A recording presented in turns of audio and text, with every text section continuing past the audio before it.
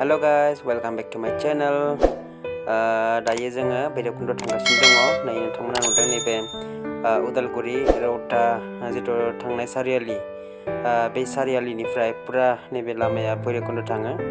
So street road हिसाबै नैबे माने भैरबकुंडनि थोंजों लामा बे लामाजों थांब्लानो जोङो भैरबकुंडखौ मोनगोन। नैबे लामायानो अरुणाचल ओंखारहैगोन प्लास जितु भुटान गेट दङ ना बे भुटान गेटआवबो ओंखारहैदों माने भैरबकुंडआ ओरैबायदि जायगा जेराव माने ट्रायंगल बर्डार जायो। ट्रायंगल बर्डारा ओरैबायदि जायो मोनसे इंटरनेशनल बर्डार आरो मोनसेया जाहैबाय विदिन स्टेट बर्डार माने विदिन कान्ट्रि आरोना विदिन कान्ट्रि बर्डार भुटानजों इन्डियाजों मोनसे इंटरनेशनल बर्डार जाहैबाय आरो जितु इन्डियानि सिङावनो आसाम आरो अरुणाचल मोनसे बर्डार। स' ट्रायंगल बर्डार जाहैयो मोनथाम बर्डार जाहैयो जेरैबायदि आसामजों अरुणाचलजों मोनसे बर्डार जाहैबाय प्लास बिथिंगालि भुटानजों आरो इन्डियाजों मोनसे बर्डार जाहैबाय। स' बेयाव मोनसे पिकनिक स्पट दङ बयबो मिथिगौ नोंथांमोना गोबांनो थांदों दायो जोंबो थांगासिनो दं आरोना। स' नैबे जाहैबाय नै लामा जिं जिं बिराद माने गय बागानबो नुलांदों आरो बिराद माने गिदिर गिदिर दंफांफोरबो दङ। स' बे रोखोमनो लामाफोरा बिराद माने पिस लामा नाथाय बेयाव थांबा जि सकफोर मोनलाङोना एसे बेफोरो माने बांसिन डेभेलप नङा। स' गोबां गिर्जाबो मोनलाङो नै नोंथांमोना नायदों मोजां मोजां ख्रिस्टियानफोरनि गिर्जा। स' बरदिनाव सफैदों नालाय जोङो नोंथांमोना नुगासिनो दङ नै गय बागानफ्राबो बिराद मोजां मोजां दङ बिराद माने गय थायो आरोना मोजां नांदों जायगाफोरखौ जेरैबायदि जों एसे हाजो बायदि जाहैबाय नालाय एसे बारहावाया एसे थान्दा एसे मोजां नाङो। गोबां गरम बोथोरावबो मानसिफ्रा बेवहाय भैरबकुंडआवहाय फैयो नोंथांमोनाबो इन्जय खालामनो हागोन।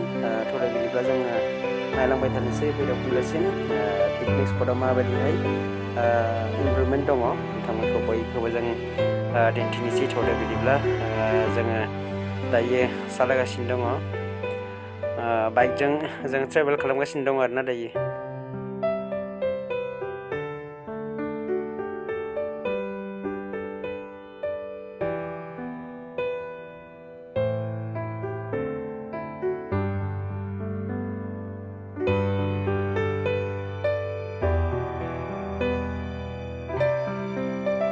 नैबेयावहाय मेलाबो लागायना दोनदों मिना बाजार दङ नैबेयाव।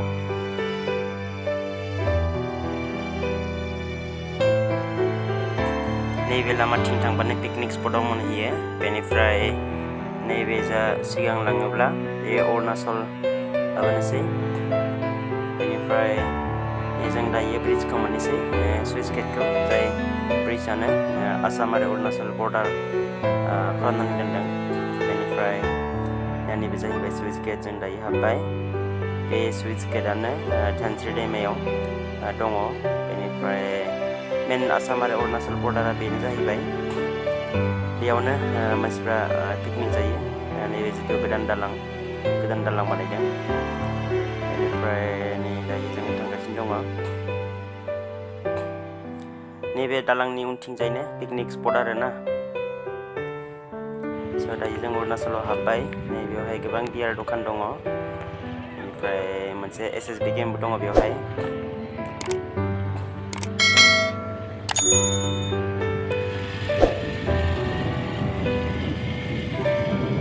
नैफोर एसे फिसासा मोनसे मार्केट दङ बेयाव मार्केट कमप्लेक्स बेनिफ्राय बेवहायनो गोबां बियार दखान दङ बियार दखान वाइन शप बेनिफ्राय नैबेथिंजाय मोजां मोनसे लजिं एन्ड रेस्टुरेन्टबो दङ बेयावबो थानो हायो। नैबेनो जाहैबाय मोजां मोनसे रेस्टुरेन्ट आरो लजिंबो दङ बेवहाय। स' दायो जोङो अरुणाचलाव हाबलांबाय अरुणाचलाव मोनफैबाय लामाया एसेबां डेभेलप नङा बेयो जाहैबाय एन्ट्रि गेट। स' नैबेनो बिथिंजायबो अरुणाचल हाबहैनो हायो जितु तेजपुरनिफ्राय फैनाय लामाखौ बिथिंजाय बेंस'नो हायो। अरुणाचल टु टावां थांनाय जितु लामा बे लामाखौ बेंस'हैनो हायो नैबे लामाजों थांब्लानो।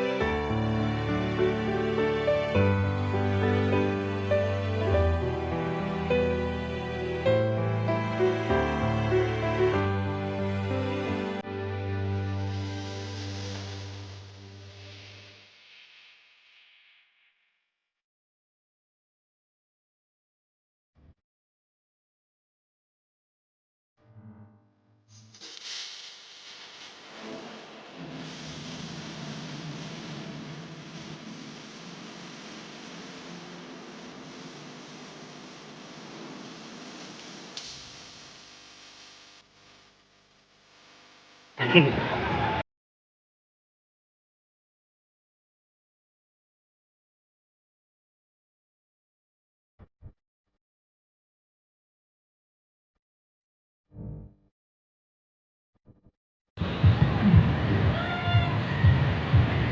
kau sudah?